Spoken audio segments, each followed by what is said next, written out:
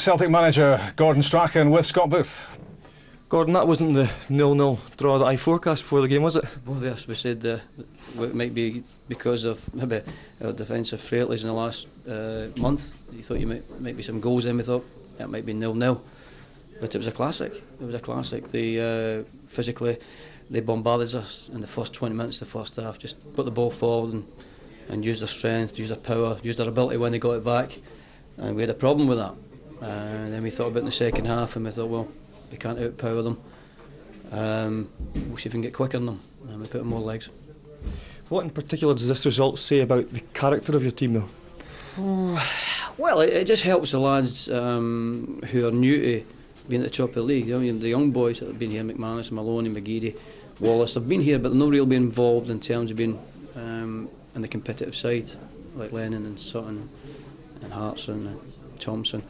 So it shows to them that they can compete, but we need to think about what we're doing at the start of the game, because I don't know how many, it's like a handicap race we play. We give everybody a start and then see if we can catch up. Yeah, I mean, you did have the chance with the Petrov header very early in the game, and then you got caught with the sucker punch. Was that with the fullbacks bombing on again? I know that you mentioned that against Inverness. I've not really looked at that goal, but I thought we could have dealt with it better. I've not got time to analyse all the goals just now. You really need to sit down and think about it. I think we thought, well, in a nice comfortable position, we relaxed, and the counter attack gave us a problem. Did you think about bringing Duvet on at half time with the two centre halves being booked? It was a thought. It was definitely a thought. And at 2-1, I was thinking about taking a centre half off and just playing with one centre half and getting home with it. But luckily we equalised and we just stayed the way we were. Fortunately, we've got a brave man that can head it in Mick, who did well considering the pressure that he come under in the first half, him and Bobo, to come back and play as well as he did. And we've also got Naka who can deliver, and it's no easy to deliver free kicks at crucial moments in the game like that. Is it funny how the way things happen in football, you have to bring Petrov off with an injury, you bring on Pearson, and then he sparks you into life? Yeah, well, to be fair, there was big, we were going to try and bring on him somewhere in the next 5 minutes. We decided that at half time. It wasn't going well. And unfortunately, Sterling's got injured. But I just think that's the amount of games that Sterling's played. You know, these ridiculous international games all around the world, and the amount of work he's put in this year. I just think that was his body saying, yeah, need a rest. So then, satisfied in the second half, because you did play some stunning football in that second half, particularly when Nakamura brings out the save from Gordon. There was a move in the second half that was just exquisite. And the big goalkeeper's made a great save. But I think the game today had everything. It was just, I mean, you've picked up some games live this year, and you should be pleased with your contract. So, what does this do to the title race now? Does it give you such a cushion now? Just makes us feel a bit better about ourselves, and also to pick up 3 points plus get the warning at the same time. But as I'm saying, you must give a lot of credit to Hearts. I thought they were absolutely fantastic. You know, I know they're physical, but I'm not meaning in terms of kicking lumps at everybody. I mean, they're big, powerful lads, but they've also got skill as well and energy.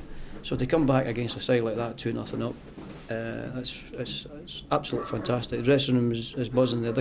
They're quietly happy with themselves. Now, I know you've had heaps of time now to think about Clyde and whether Roy Keane will start. At least 10 minutes, yeah. Thanks very much for that. Have you thought about that at all? Do you have that in your mind? Will you start with Roy Keane? Well, the way Piro's playing could be difficult. So we've got options for next week. Unfortunately, still injured, so there is a gap in midfield. Gordon, thanks very much. Thanks again. Thank you. Well done, Gordon. Well, Stephen McManus even will have happy memories of today with 2 goals in 23 appearances up till today, and he's doubled his tally. And how important will those goals today here at Tynecastle prove to be? Although Craig Burley, sitting alongside me, is still angry for Hearts in a way, in terms of the way the free kicks were conceded for Celtic's second and third goals. Well, I'm just looking at it from an SPL point of view, is the fact that they gave away some needless free kicks. They played so well in the first half, but in the second half, you have to be fair, Celtic played some great football in the second half. This is the free kick here. This is late on in the game for Stephen McManus' first goal. He's going nowhere, isn't he? He's going nowhere. Absolutely no need for it. Brelly is there. He pushes tail for alright. Maybe go down a little bit too easy.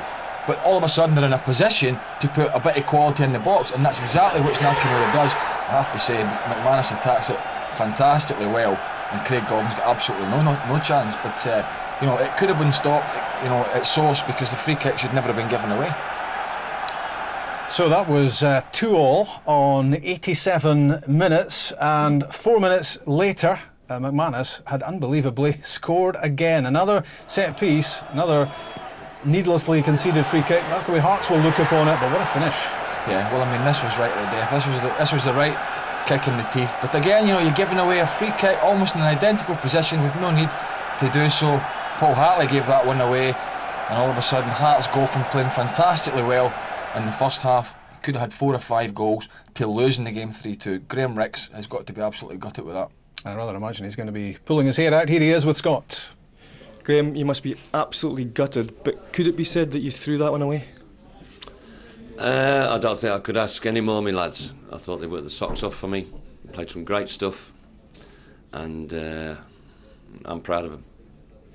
The first half display in particular was very, very good, but what happened in the second half? Did the pace drop? I don't think we started with the same tempo as we would have liked. There's no doubt about that. We spoke about it at half-time, how important it was to maintain what we were doing. To be fair, Celtic played a lot better second half. You've got to give them credit. Played some great football. But obviously, you know, you're playing against a really good team and you're down to 10 men. It's difficult. Let's talk about that. Do you believe that Fisas should have been sent off? Well, the referee sent him off. I've just seen a replay there, and I'm not sure he touched the lad. He was last man, definitely. I don't know whether he'd have got the ball. There's a few things he's got to think about before he sends him off, but he couldn't wait to send him off. I got the impression. Yeah, in that situation, shouldn't the referee just err on the side of trying to keep the player on rather than going for the red card? There's a similar situation first half with Baldy against David, and he never got a red card. Some you get, some you don't, Scott. All said and done, should have maybe had it tied up though in the first half when you think about the chances that you created in the first half? Not only first half, second half we had some good situations, and it's always disappointing when you play so well first half and get nothing out of the game. Craig, apart from one great save he'd made, he hadn't had that much to do, to be honest. It's not as if they bombarded us, and we were in control. Even though we'd started not as we wanted to second half, we were still in control. But, you know, like I said, the sending off changes everything. I'm proud of me, lads. It was a great game, and I think we showed, especially first half, what we're capable of. And I couldn't ask any more from them. Will the players take the positive notes out of this game and feel that they can still climb back up and catch Celtic in the end? Well, they must do. You know, just to see how they performed today, they should take pride in that. It's disappointing to throw it away as we did, and we'll no doubt analyse that and say why we threw it away. But I'm sure Celtic don't think the title race is over. Do you feel that you can still win the title? Well, we're going to try and go all the way as far as we can, of course. It's a big blow today, but we've got to lift ourselves up, and there's still a lot of football to be played. Graham, thanks very much. Cheers, Scott. Thank you.